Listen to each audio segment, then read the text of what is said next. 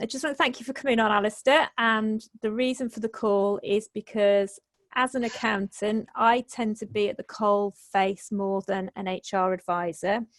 And I'm getting consistently the same questions from clients that probably to you would be quite simple and straightforward, and you're probably repeating 1,000 times anyway. So I just want to do a quick video for the questions I'm getting from clients.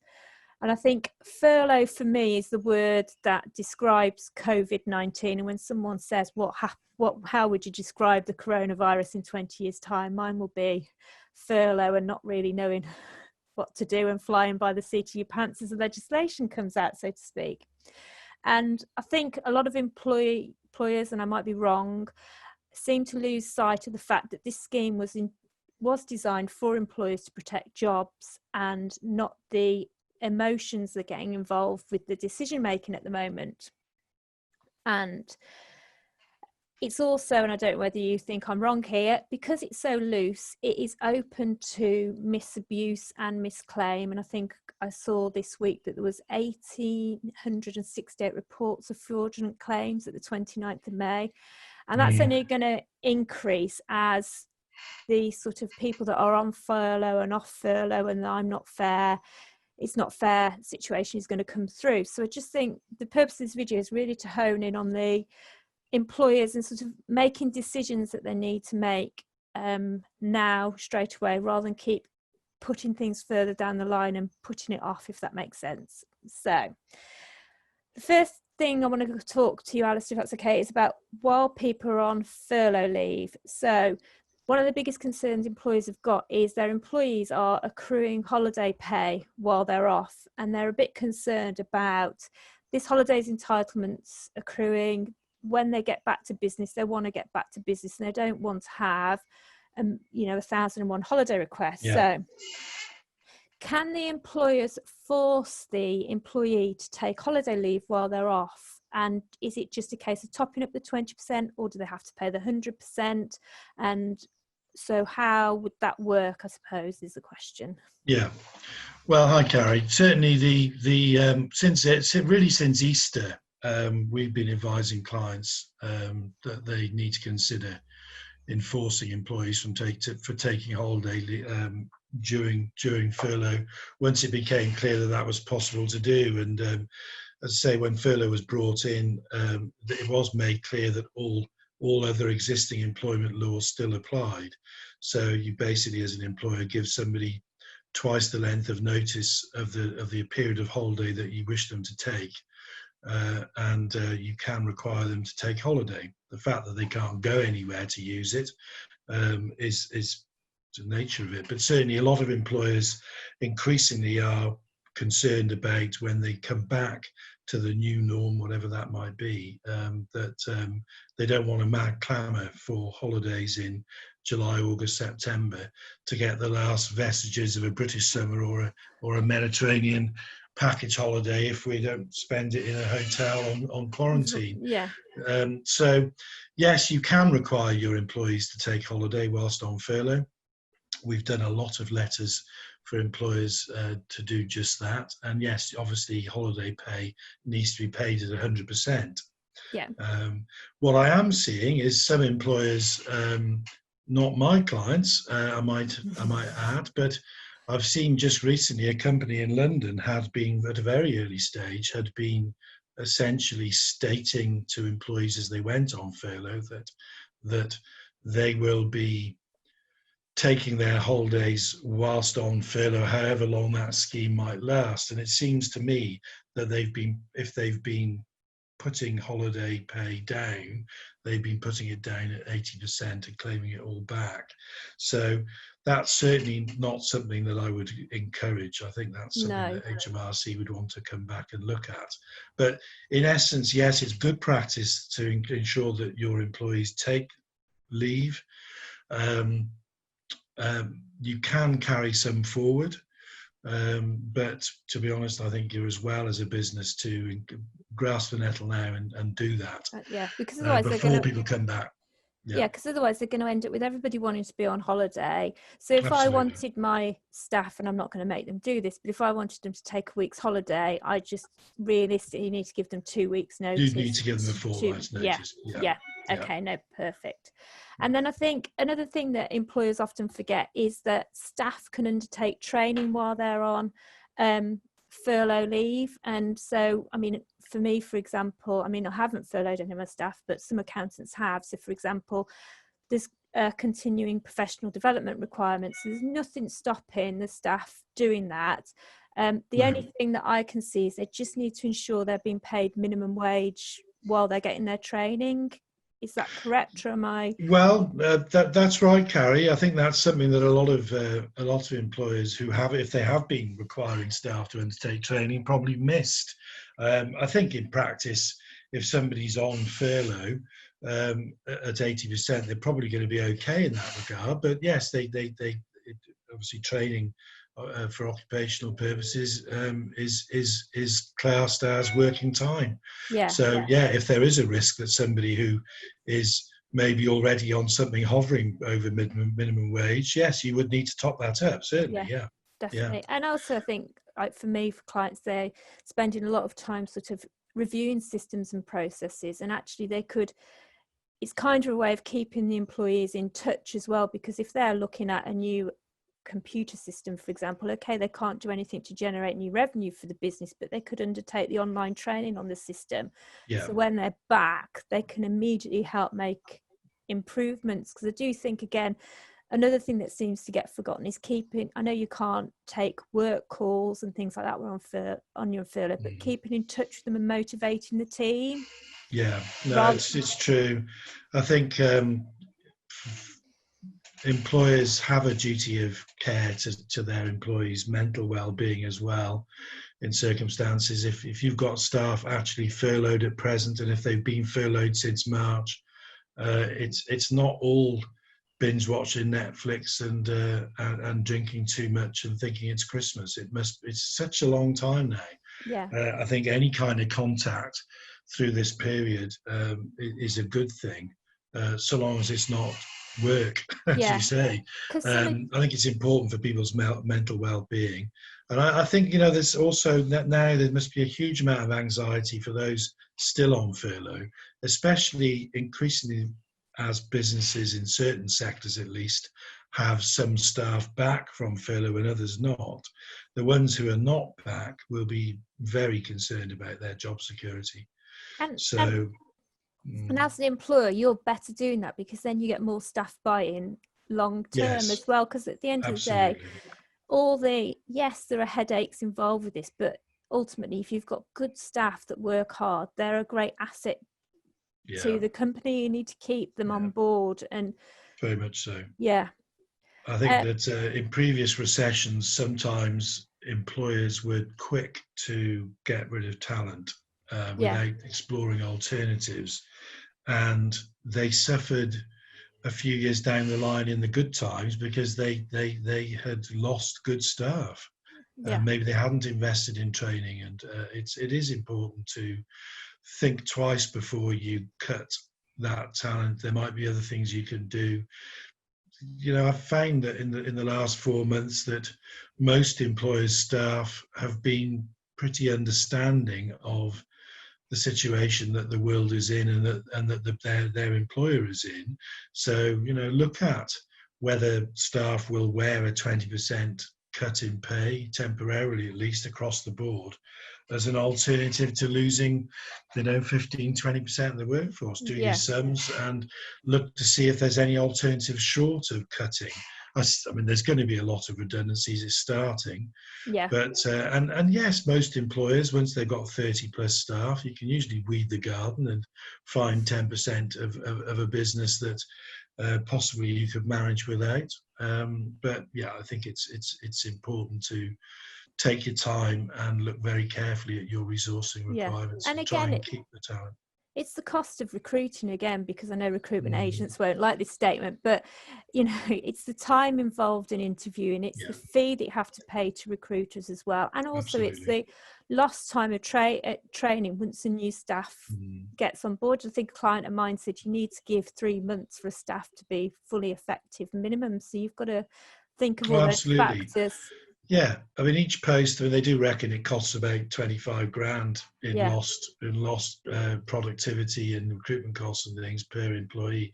There's some truth in that, undoubtedly. You can't evaluate somebody until they've been in the job long enough yeah, to be properly measured, yeah, and that's assuming you've got good induction procedures and do all the right things. Yeah. yeah. Yeah. So initially, we all thought this scheme would only be open for 3 months, and employers have made the decision in some cases to pay staff 100% off pay. Now, as COVID-19 unfortunately is going on longer than anyone anticipated, where some employers are concerned is where they've topped up wages by 20% and they've kind of set a precedent. So if they come to the point that, I mean, some employees, they've got their businesses closed, they've got rent to pay, they've got Sure. other bills to go out. Yeah. So where do they stand if they want to stop paying the staff that voluntary 20%? Well, firstly, you have to look at the contract.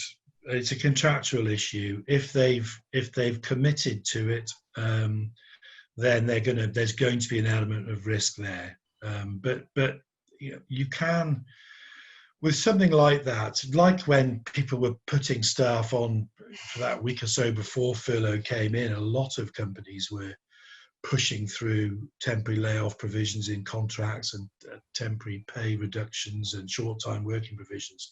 And employees took it, they accepted the situation. As we've seen over time, where companies have brought some staff back, it's been acknowledged as being unfair if somebody's working, that they're not getting any more than those that are sat at home not having to. So from the point of view of staff morale, a lot of employees address that anyway. But my view is whilst I think you have to look at each individual case on its facts, says he with a disclaimer, but rather than run the delay, the risk of the delay of formal consultation, I'd say it's a temporary measure and just do it. The fact is, staff are going to acquiesce to it in the vast majority of cases. So just do it. Chances are you've not made a permanent change to your terms and conditions anyway. If all you've done is essentially fill out the kind of examples of furlough leave variation letters that were going around at the time or that people were drafting, then there's every likelihood that the furlough leave letter will actually say we're taking advantage of the government scheme. It doesn't make a permanent change. So I think it's not been long enough for custom and practice to insist that you pay it. So just do it. Yeah. I think the risk of delaying to do the niceties of consultation and give staff notice of the change if you have to contractually because they resist, you're looking at 6-8 weeks, which is a critical time at the moment for cash flow. Yeah, because some people, just do it. Yeah. It's the lesser of the evils. I think most staff will accept that it has been exactly that. It's a lot longer than anticipated, and 20%. The fuel bills they're saving at the moment probably go something towards that. Mm-hmm. A big one for me is, just because of the nature of some of my clients, is maternity leave. So I've had employees that are on maternity leave and weren't necessarily due back for 3 or 4 months, and then all of a sudden the employees come back and said they want to return to work early and to go on furlough leave. Now, where do they stand with that? Because my limited understanding is they're on maternity leave. Yeah, good news for those. I mean, before yesterday, my advice was end the maternity leave early by agreement, and then you could furlough. Now, and of course, with the deadline of today, since it's the 10th, the deadline today, that for first time furlough people, then that has been becoming an increasing query.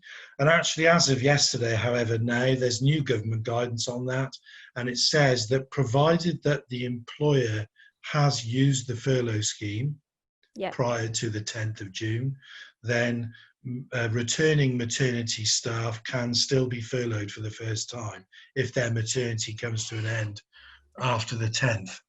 Yeah. So at the moment, as it stands, as of yesterday, that's now been clarified by the government, and that's permissible. Yeah. So so good question. Yeah. Given the time. No, Yeah, definitely. Yeah. We are recording this on the 10th of June, which is D-Day for furlough, isn't it? Okay, so when staff return to work, so businesses are going to open up, well, they are opening up, but they're not opening up to full capacity. So they're only going to need part of their workforce back. Now, yes, part-time furloughs coming in, but if they decide that they only need, say, 30% of the workforce back initially, are there any HR issues with deciding who to bring back as off of furlough? You know, obviously a big one will be childcare, but you know, if you've got 3 people that all have children at home and you need one of them back, you obviously can't put them on a rota. So would there be any sort of ramifications further down the line of choosing one, or how should they do it? Well, I mean, it's of course this has been an issue for some months with companies who've been bringing some people back and leaving others on furlough for some time. You, as an employer, you need to have your A team if they're available, and you would have, best practice would have been to look at a selection criteria, a bit like you might in the context of a redundancy consultation process. So follow that criteria. Now, whereas with redundancy, you wouldn't look at things like obviously discriminatory things like childcare provision, but with furlough, I think it's permissible that you can. You could seek volunteers to remain on furlough. There might be some who still shielding themselves or other family members. So I think the criteria can extend to that. But I think also, I think again, the key is what's commercially right for the business. You know, I think again, as I've mentioned before, those on furlough might be getting increasingly anxious as the workforce comes back, and it's important that when an employer, if they do have to start making difficult decisions about redundancies, they look at the criteria and change it and make sure that, whereas before they perhaps didn't consult on it, that they do, and they make sure that staff are aware of the criteria chosen, exclude the discriminatory angles that might exist around childcare, for example, and get that agreement. Childcare is a thorny one because, again, at the moment there are very few year groups back at school. Childcare will still proportionately fall on women more than men. That's still very much the nature of it. Emergency family independent leave provisions are effective enough. I think they would provide the protection from dismissal at the moment. But of course, as an employer, you're not obliged to pay. So where you can, leave them on furlough.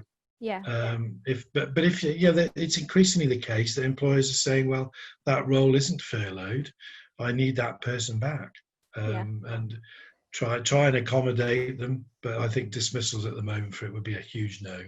I think people are forgetting now there's a commercial decision to make as well as a sort of practical one, isn't there? Just because businesses are in financial dire straits and they just need to get back on with the job, don't they?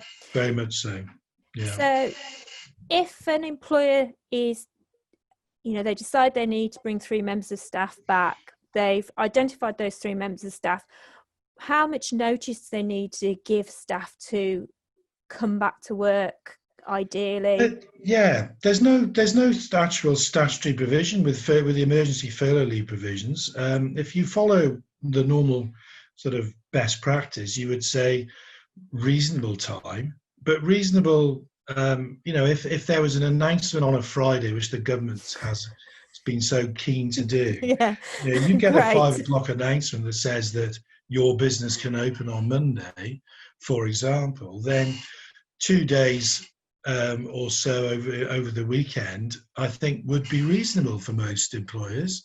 I think, but you've got to temper that with common sense. If you're like when the building trade was able to go back at short notice, if you wanted to get a team of builders from Shropshire to Greater Manchester to resume work on a site. With all of the accommodation problems that there are, the fact they perhaps used to have 3 in a transit van, and now the guide says they have 2. Even 2 doesn't strike me as 2 meters, I might add, but No.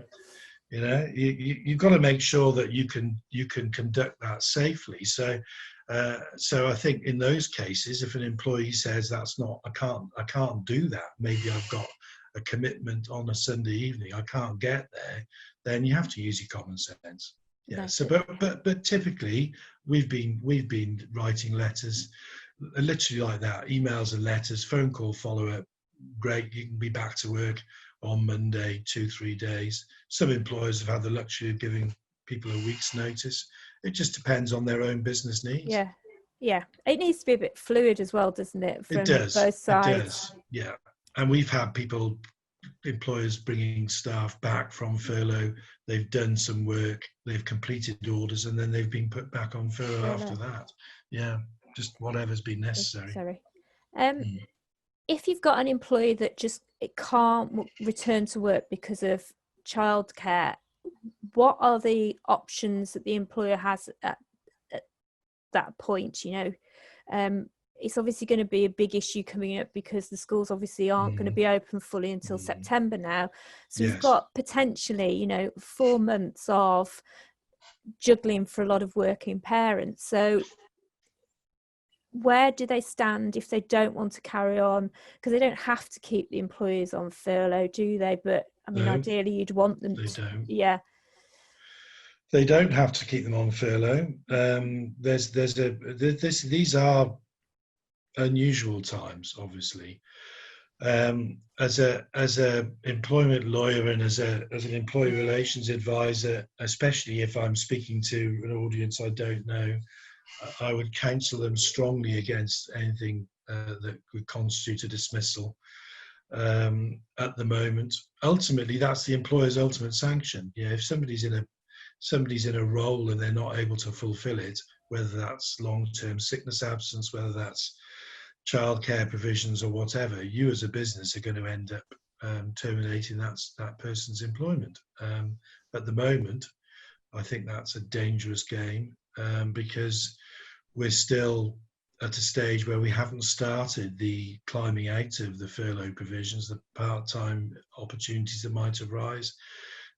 How could you be clear on what your resourcing requirements are going to be until really you're looking at the autumn? And at that point, you can make a safer decision. I think it's if somebody's in a role where they can't fulfill it because they can't physically attend work because they've got no childcare arrangements, they've got the protection of the regulations in terms of emergency dependence leave. You don't have to pay them. That's ultimately the situation. It's a case of your role's not furloughed. We need to find another solution for the short period. Either that person, if they can't work from home, if they have to attend but they can't, I think the reasonable employer is going to have to find a solution which might mean recruitment for temporary cover. Okay. Review it in a few months. And this one, so if you've got a member of staff who's refusing to come back as they're just happy to take their 80% pay, and I've seen this on a forum, they had a member of staff that was just happy playing Xbox all day on his Xbox rather than coming to work. What do you do in this situation? I presume can you start disciplinary proceedings or? Well, if actually that was the clear evidence, if they admitted that, or if it was obvious from an investigation that was their sole reason, that was their reason, sure, they would be failing to follow a reasonable instruction. If their reason was, I'm scared, boss, then I would say, you can say, well, furlough's ended, I won't pay you if you won't come back to work. You'd share with that employee all of the risk assessments you've undertaken, all of the steps that you've taken to make the workplace safe or as safe as possible. on that basis, you could avoid paying them, and you certainly don't have to keep them on furlough. Yeah. But as I said before, I think it would be dangerous at the moment. You can't call it an irrational fear Yeah. that somebody leaves their house, gets on public transport, goes to work. It's still far too early with the threat of a second wave and all the rest of it at the moment. I don't think you could say it was an irrational fear if you had good, clear evidence to show that simply that person doesn't want to work because they're enjoying furlough. Fine, but you could say that it's a case of summary dismissal. I think that'd be very dangerous because I'm sure that that's not what they would admit in the context of a dispute. No. And I just think the problem is everybody's in a different boat, aren't they? And everybody has got different emotions and feelings about it. And as an employer, it's hard because not only are you trying to keep your business surviving and, cash flow, you're concerned about where your next money's coming in to pay your staff.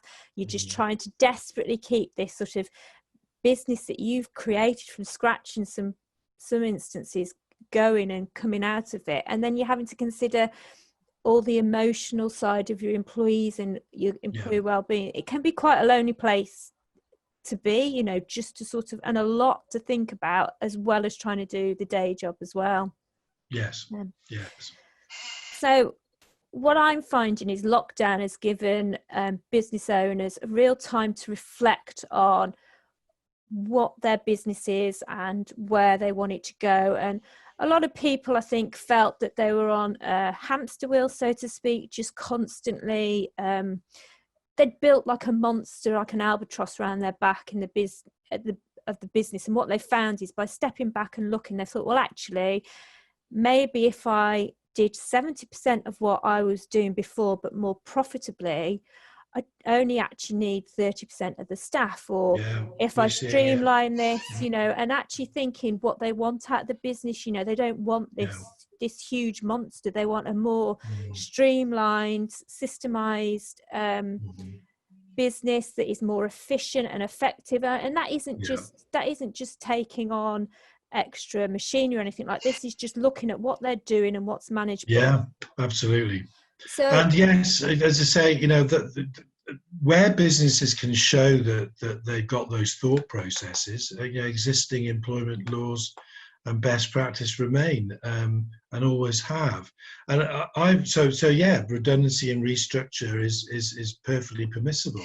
And I've seen, especially in manufacturing, where I've had 2 or 3 clients who've expressed this. In the case of one company over in Lincolnshire, they'd found that after an initial problem with their supply chain, so they furloughed everybody for the first sort of 4 to 6 weeks, but then they were able to start bringing people back, and they realised that they're at the point now where they've got 50% or so of people back. They're actually at about 80% of their actual turnover and output, and they're realising actually that they can get more out of staff, undoubtedly. So I think businesses need to look at that, of course. And also where I've been saying to the business owners, rightly or wrongly, is if you're going to definitely make redundancies, not because of the impact of COVID, but because you've identified this is the direction you want your business to go in now, to start this process early. Because for you as a business owner, if you start the process early and you get the tasks ticked off your list, you can move forward quicker. You haven't got the constant niggle in your brain that you've got to deal with the furloughed staff in 3 months' time. Also, as well as, this is just my opinion, if you let your staff know earlier, there's going to be a lot of redundancies when the furlough scheme ends. So actually, if you make your staff redundant earlier, they've got more chance of finding employment than those that are sat at home on furlough. And I might be wrong, but that's just where I kind of... No, I think that's good advice, Carrie. I think that's good advice. You can, and as of probably been about a month now, ACAS confirmed their sort of COVID-19 guide on whether or not you could still continue with things like disciplinaries and grievances, and by implication redundancy consultation.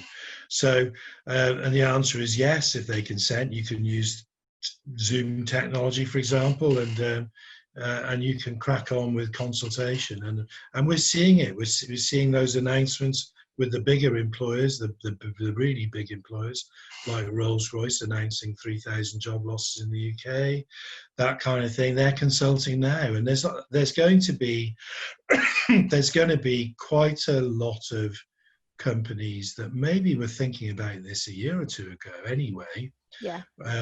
They're going to use COVID-19 as not so much an excuse, but they're just going to sweep all the bad news in now. I think the city, their investors, the shareholders are going to be expecting it. So go ahead and do it now. Yeah, because I think get it in this financial year. It benefits both ways as well, because the employers are off anxious about actually will they have a job at the end of the day, and it's just another worry. The employer needs to get on with it and move forward. So actually, it kind of benefits both parties, just rather than just using the furlough scheme as an excuse to kick it down the line. Get on with it.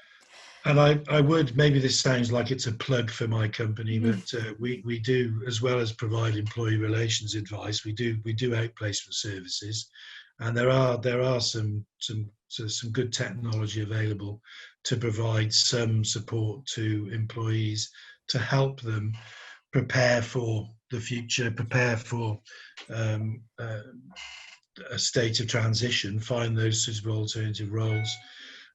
Maybe a change of career direction for them. With CV writing software, job boards, but also a lot of self-help about and self-awareness around their personality, their skill sets, and I think transferable skills. I think also if an employer can wrap that into the redundancy process as an introduction as well, it just helps with you're not parting on such bad terms either, are you? You can see that. Yeah. Not that you can ever part on good terms, but it just... No. But I think if ever there was a time that employees would know that it was not hugely unfair, there's always that why me. But why at all will probably look a lot clearer. Yeah. And then acceptance there. And then finally, one thing that's concerning my clients is during lockdown, employees have worked from home a lot, and they are anticipating there's going to be more requests from employees to work under a more flexible working arrangement, working from home long term. Now, some businesses that might suit, and the saving on the rent, the rates in offices. Sure. But there are some businesses that working from home arrangements, you're just not as efficient, and the efficiency of the business has dropped, and it just is better you're all in one place. So what implications would COVID-19 have had, and actually being able to have the ability to work from home have on any flexible working requests that might come as a result of this? Well, again, flexible working, the policies are probably already in place with the employer. The employer is free to say no if it's in good faith. There isn't quite the same statutory mechanism that there once was, because the situation was the tribunal was never hearing any flexible working request denials as a claim in itself. It normally would form part of an argument for sex discrimination. But essentially, an employer, there's eight sort of grounds for an employer saying no, effectively. I suggest you don't choose all eight. Then you get yourself in a bit of a mix-up. But there's usually good reasons why an employer feels it can't be achievable. I think a lot of employers, though, are finding that it can be. I think we're in this bit of a state of transition at the moment. Depends on the nature of the work. Yeah. I think, yes, there's going to be huge pressure at the moment whilst this virus is with us, without any injections to see it go away anytime soon. There will be a considerable amount of expectation where staff have been working from home. It's a suck it and see one at the moment, Carrie. I think as a business, I think some businesses are finding that they are looking at operating in a different way. I was talking to one company recently. They're currently paying £70,000 a month in central London for rent to accommodate about 40 people. Cool. Prestigious offices, relatively sure they're tied in for 12 months. Prestigious offices so that their Japanese investors can fly in, but it's a lot of money. Yeah. And at the moment, it's a business where people can work from home. I think it's just that kind of overhead. You think the impact that has on your ability or your resilience. You think, well, actually, that's a lot of bodies. Do we need that kind of accommodation facility? I think there'll be more hybrid working arrangements coming out this way. There's still an seeing office. that. We're seeing that already with those essential businesses. I mean, accountancy practices, a lot of accountants and law firms that have been open throughout, working from home, they've actually been trickling back staff, but they're typically saying come in suited and booted. Well, that's their intention in the coming weeks, that they want their staff in, visible, able to see clients in their suit and ties as they might expect, as opposed to scruffy t-shirts like me today, and looking the part and being available. But to ensure the social distancing, they perhaps reception services, they've dispensed with them entirely, and they just have a different way of working. So they're looking at their risk assessments and they're making sure that perhaps only a third of the workforce are in at the moment. And we'll see more of that. But I think that could easily be a permanent solution for a lot of professional services. Agile working has been, what my business has been all about, with my solicitor's hat on for the last 6 years for me. We rarely need to have face-to-face meetings. We use technology like this. I've got Microsoft Teams that I frequently use on a daily basis, but during lockdown. So there are other ways of doing it, but until you can go paperless, until you can dispense with big printer scanner copiers and the ability to churn out trial bundles or whatever your business sector is, you might need a base, but does it need to be quite the size and the drain on resources that it currently is? I think there'll be a lot of offices downsizing. That's my sort of take on it. I might be wrong, but I think again, employers are thinking, actually, if I can save half my rent and my employers are happier and work more efficiently, then it's just a no-brainer. Well, that's all my questions I've got. Thank you very much. Okay, thank you. I just hope anyone watching this that have got employees and you're considering what you're struggling, Alasdair runs Human Results, we'll always be happy to help.